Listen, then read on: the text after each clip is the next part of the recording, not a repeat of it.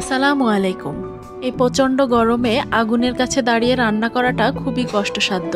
তারপরও রান্না করতে হবে, কারণ আমাদেরকে খেতে হবে। তাই এই গরমে আমি সব সময় চেষ্টা করি সহজ এবং পুষ্টিকর খাবার রান্না করার। এই গরমের মধ্যে অল্প মশলা দিয়ে পাতলা ঝোলের রান্না করার চেষ্টা করি, যেটা খেতেও মজা হয় আর পুষ্টিকরও হয়। আজকে আমি রান্না করব লাউ দিয়ে রুই মাছের পাতলা ঝোল। নিত্যদিনের রান্নায় আমরা সকলেই এই রান্নাগুলো কম বেশি করে থাকি। আমি কিভাবে খুব সহজে এই রান্নাটি করি সেই রেসিপিটাই আজকে আপনাদের সাথে শেয়ার করব।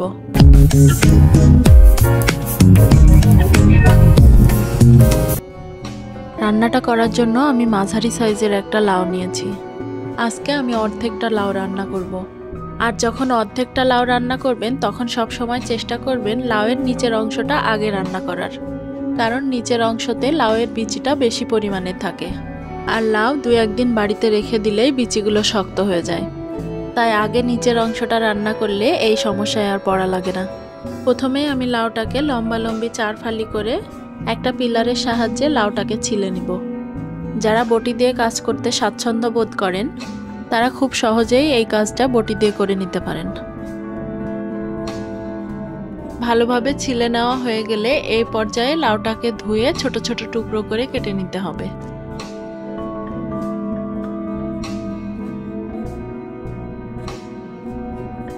লাউটা কেটে নেওয়া হয়ে গেছে। এখন আমি এই লাউয়ের সাথে যে মাছটা রান্না করব মাছটা প্রিপেয়ার করে নিব। আমি এখানে প্রয়োজন মতো রুই মাছ নিয়েছি। আপনারা চাইলে যে কোনো বড় মাছ দিয়ে এই রান্নাটা করতে পারেন। এখন দিয়ে দিচ্ছি 1 চা চামচ লবণ আর 1/2 চা চামচ হলুদের গুঁড়া। এবার এই লবণ আর হলুদটাকে মাছের সাথে খুব সুন্দরভাবে মেখে নিতে হবে। মাছটা এখন ভেজে নিব, আর তার জন্য কড়াইতে প্রয়োজন মতো তেল দিয়ে নিচ্ছি। তেলটা ভালো মতো গরম হয়ে আসলে এর মধ্যে লবণ হলুদ দিয়ে মেখে রাখা মাছগুলো দিয়ে দিচ্ছি।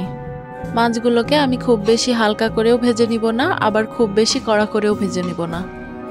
এরকম গোল্ডেন ব্রাউন কালার হয়ে আসলে এক পাশ উল্টে দিতে হবে। 2 পাশই উল্টে পাল্টে এরকম গোল্ডেন ব্রাউন কালার করে ভেজে নিতে হবে।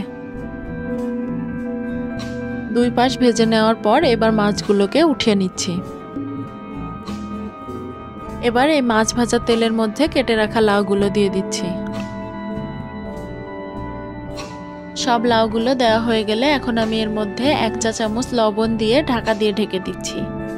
প্রায় 5 মিনিট মতন এরকম ঢাকা দিয়ে লাউটাকে সেদ্ধ করে নিতে হবে। মাঝে একবার ঢাকা খুলে লাউটাকে উল্টে পাল্টে দিতে হবে, যাতে করে সব দিকে সমানভাবে সেদ্ধ হয়। 5 মিনিট পর ঢাকাটা খুলে নিচ্ছি।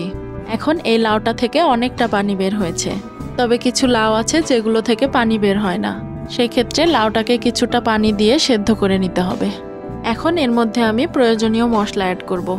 প্রথমে দিয়ে দিচ্ছি 1 চা চামচ জিরার গুঁড়া, দিচ্ছি স্বাদমতো মরিচের গুঁড়া, আর দিচ্ছি 1 চা চামচ সরিষা বাটা।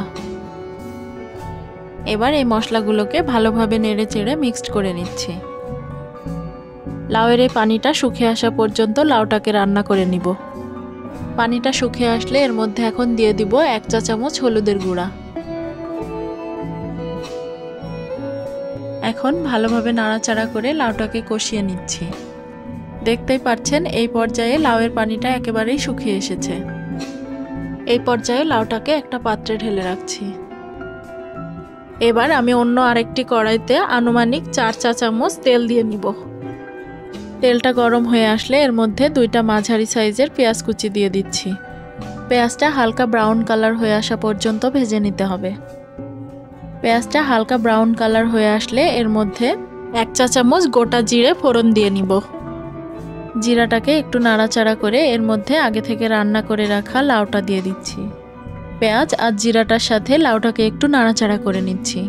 এইভাবে লাউটা রান্না করলে লাউয়ের মধ্যে পেঁয়াজ ভাজার একটা সুন্দর ফ্লেভার অ্যাড হবে। এবার এর মধ্যে 1.5 কাপ মতো পানি দিয়ে দিচ্ছি। যেহেতু আমি এই তরকারিটাতে একটু পাতলা ঝোল রাখবো, তাই পানির পরিমাণটা একটু বেশি দিচ্ছি। এই তরকারিটা আপনারা মাখো মাখো খেতে চাইলে পানির পরিমাণটা একটু কমিয়ে দিতে পারেন। ভালো মতো ফুটে আসলে এর মধ্যে 1/2 চা চামচ চিনি দিয়ে দিচ্ছি। লাউয়ের তরকারিতে সামান্য একটু চিনি দিলে আমার কাছে অনেক বেশি ভালো লাগে। আপনারা অপছন্দ করলে চিনিটাকে স্কিপ করতে পারেন।